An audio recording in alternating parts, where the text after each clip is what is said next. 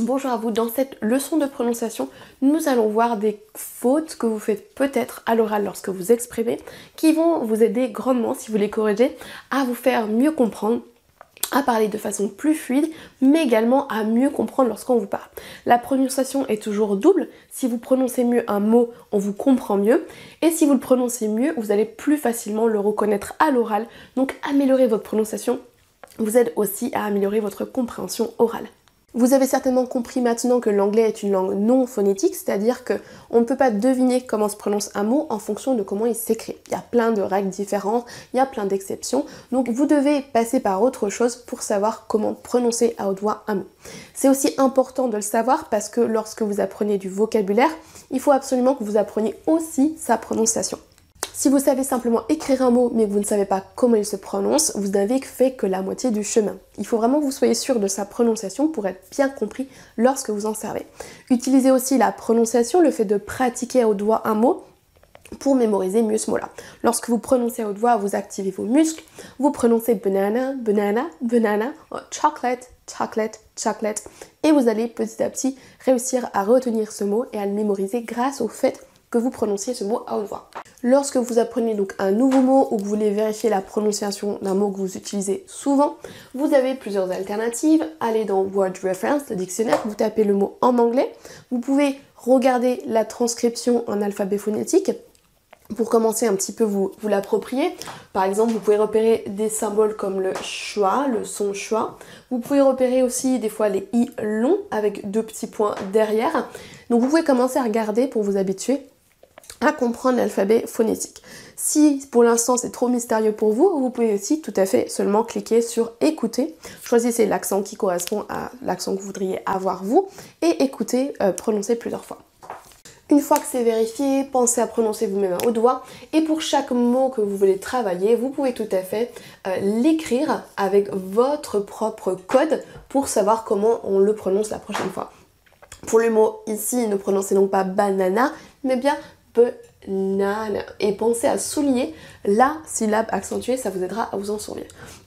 Et si on a le mot work qui ne se prononce pas work comme un O, on ne prononce pas le O comme un O français, vous pourriez marquer par exemple work de cette façon. On entend à peine le R.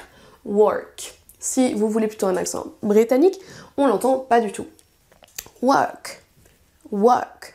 Je vous laisse aller vérifier ces mots-là si vous voulez vraiment les travailler en détail. Là, je vous montre juste rapidement comment vous pouvez l'écrire pour vous souvenir de la prononciation. Le mot ici ne se prononce pas again ou again, mais bien again. Again, plus ou moins comme ça. À vous de trouver comment la formulation qui vous parle. Ici, on n'a pas chocolate, mais chocolate.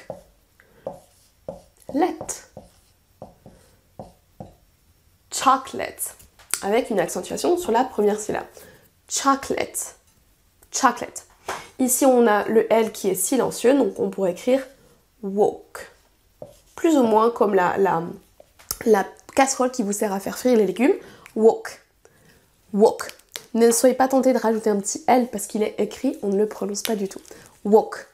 Juste donc un petit rappel pour vous faire attention à la prononciation des mots en anglais. Souvenez-vous que comme le mot est écrit, ce n'est pas forcément comme ça qu'il se prononce. Donc ayez bien ça en tête lorsque vous pratiquez et que vous apprenez du nouveau vocabulaire. On va voir maintenant une prononciation, une faute de prononciation que vous faites peut-être qui est relativement facile à corriger. Je dis ça parce que l'immense majeure partie des francophones vont avoir tendance à prononcer les mots qui se terminent en voyelle plus R avec un R fort comme on le fait en français. De nombreux francophones vont avoir envie de prononcer ces mots-là, water, butter, better, easier, sister, father, doctor. Vous avez compris l'idée en prononçant le R comme en français. C'est pas du tout le cas. Là ici vous avez globalement deux choix, la prononciation plutôt à l'américaine et plutôt britannique. Dans les deux cas, on ne prononcera pas le R comme en français.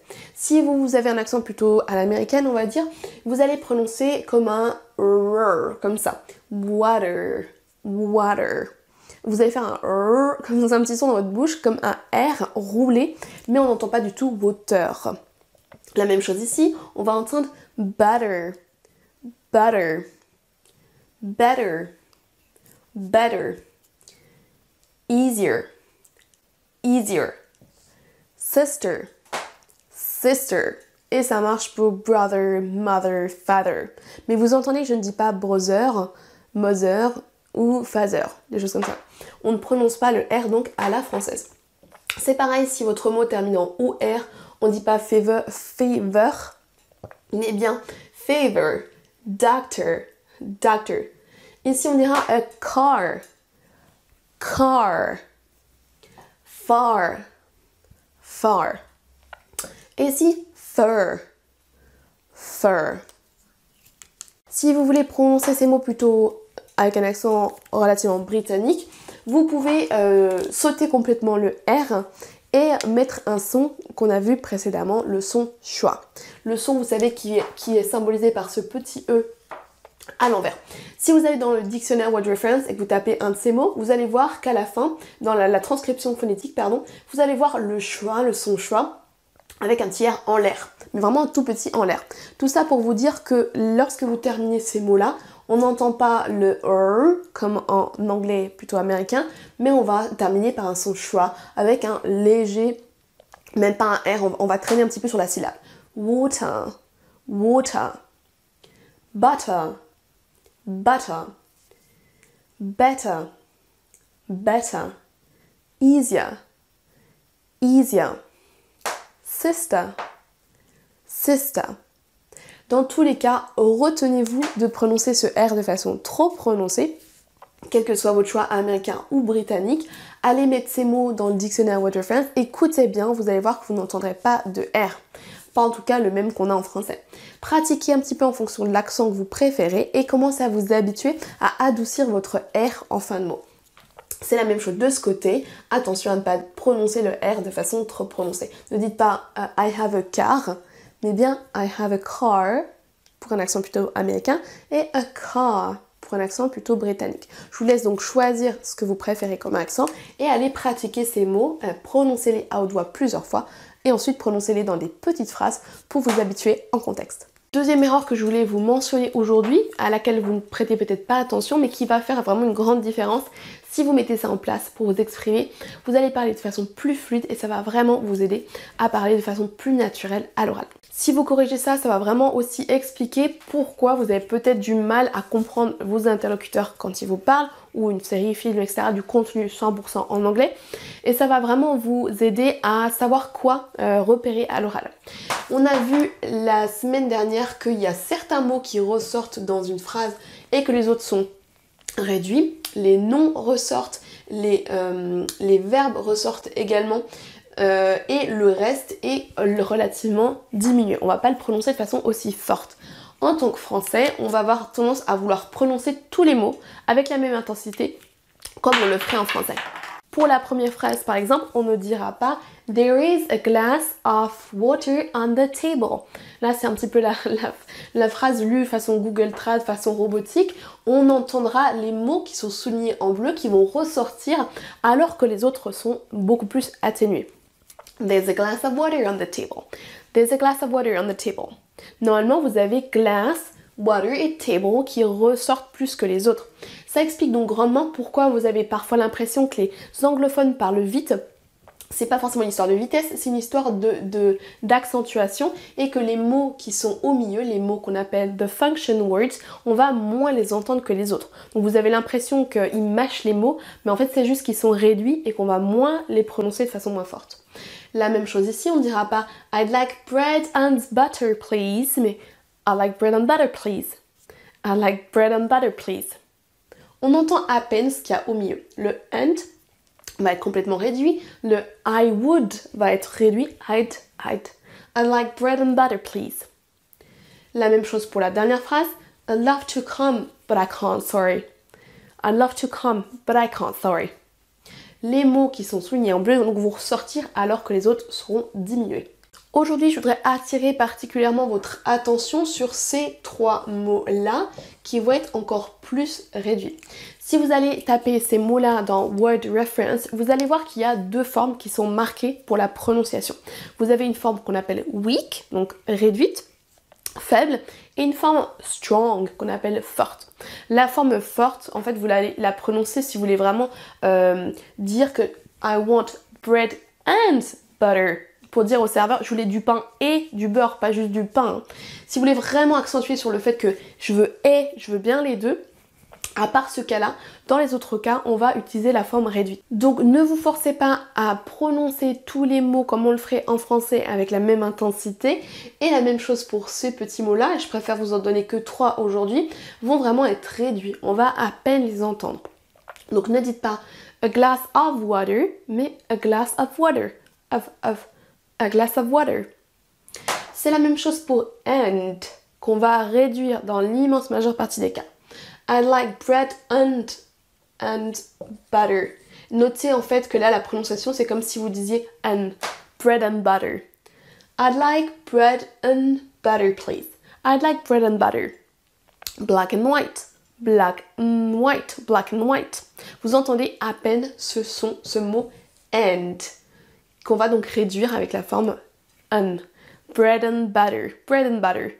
Black and white. Vous voyez que dans Word Reference, on vous propose également une forme forte, and, et une forme réduite, avec un son schwa qu'on retrouve ici également. Il est vraiment partout celui-là. And. Bread and butter. Brothers and sisters. Whatever. Paris and Lyon. Un. Je voulais ensuite vous présenter le mot to, qui l'immense majeure partie du temps sera aussi réduit, abrégé en termes de phonétique. Si vous êtes dans Word Reference, vous allez voir qu'il est marqué de cette façon, en alphabet phonétique. Vous voyez donc c'est un son T, et cette lettre-là correspond au son OU, en fait, dans l'alphabet phonétique. Donc on ne dit pas tu, mais bien to. Les deux petits points ici vous indiquent que c'est une voyelle longue, donc on ne dit pas tout, mais to. To. Il faut laisser traîner un petit peu la voyelle. Vous voyez également dans Word Reference qu'on a une forme abrégée qui sera de cette façon. On retrouve le fameux schwa pour la forme abrégée. Donc vous n'entendrez jamais I'd love to come, but I can't, sorry. I'd love to come. Et si vous prononcez de façon trop forte, to come, ça va vous compliquer la vie pour tout ce qu'il y a autour. Si vous prononcez trop ces petits mots qui sont réduits, ça va vous empêcher de bien prononcer la suite aussi. C'est pas forcément aussi naturel. Vraiment le fait d'abréger ces petits mots, ces petits function words va vous aider à parler de façon plus rapide, plus naturelle et plus juste par rapport aussi à tous les mots qui entourent ces petits mots de fonction. Donc ce mot to ne sera pas prononcé aussi fort dans une phrase, l'immense majeure partie du temps, quasiment tout le temps, on va l'abréger en t, avec un son très léger ensuite, un son schwa. I'd love to come, but I can't, sorry. I'd love to come. I'd love to come. Ne dites pas I'd love to come. Ce serait vraiment bizarre et ça vous fera parler de façon lente et un petit peu robotique. I'd love to come, but I can't, sorry. I'd love to come. I'd love to come. Pratiquons maintenant ensemble ces phrases où on retrouve les petits mots de fonction que je vous ai présentés juste avant. Ce que je vous propose de faire, c'est de mettre pause à chaque fois et de répéter. Et vous pourrez aussi utiliser la fiche PDF pour pratiquer au doigt et vous habituer petit à petit à réduire ces petits mots de fonction. Ne dites pas donc I want to do it, mais I want to do it. I want to do it. I want to do it. Une dernière fois. I want to do it. Liez bien également les deux mots. Ne dites pas I want to do it. Là, sinon, c'est très haché. Et c'est pas du tout comme ça qu'on parle à l'oral. Souvenez-vous de bien lier want et to. I want to do it. I want to do it. Ensuite, she has to work more. She has to work more. Vous voyez que je ne dis pas she has to work more. Mais bien, she has to work more. She has to. She has to work more. Une dernière fois. She has to work more. She has to work more. Ne dites pas a cup of tea, mais bien a cup of tea. A cup of a cup of tea.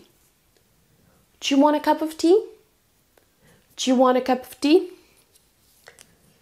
Ensuite, on a the car of my sister. The car of my sister. Réduisez en of. The car of my sister. The car of my sister. Là également, n'essayez pas de dire the car of my sister. Vous liez comme si on n'avait qu'un seul nom. The car of. the car of my sister. I'm going to borrow the car of my sister. I'm going to borrow the car of my sister. C'est pour ça que vous avez l'impression qu'il n'est pas là en fait, tellement il est réduit. Hop. Day and night. Day and night. Day and night. I'm getting better and better. I'm getting better and better. Notez qu'avec un accent américain, on va dire getting, et avec un accent britannique, getting. La même chose pour better, avec un accent britannique, on dira better. On gardera le T. C'est juste parce que personnellement j'ai un accent américain que je transforme les T entre deux voyelles en D. I'm getting better and better. Pour l'accent britannique, I'm getting better and better. Avec un accent américain, I'm getting better and better. Better and better. Notez qu'on ne dira pas and en le prononçant avec la forme forte, la forme strong. Better and better. Comme d'habitude, la prononciation se travaille séparément d'une conversation lorsque vous allez vous exprimer avec quelqu'un, parce que sinon ça fait bien trop de choses à penser. Pensez donc à télécharger la fiche PDF, à lire à haute voix, à répéter plusieurs fois pour vous habituer à ces règles de prononciation. Commencez par les petites choses, better and better, better and better, à répéter plein de fois, autant de fois qu'il faut pour que ça rentre. Élargissez vos phrases, I'm getting better and better, pour coller un petit peu plus à la réalité, parce qu'on ne dira rarement que 3 mots de suite, mais on va faire des phrases complètes. Plus vous allez pratiquer la prononciation, plus vous allez prendre confiance en vous à l'oral. Ça vous permet aussi de parler en anglais à haute voix tout seul. Ça vous fait prendre confiance en vous parce que vous entendez votre propre voix en anglais. Vraiment, ça a vraiment énormément de bénéfices. Pratiquer la prononciation va vraiment vous aider pour de très multiples aspects. Donc je vous recommande vivement de jouer le jeu, de télécharger la fiche et de pratiquer à haute voix, de prononcer. Have fun aussi, c'est marrant, c'est sympa de vouloir progresser sur cet aspect-là.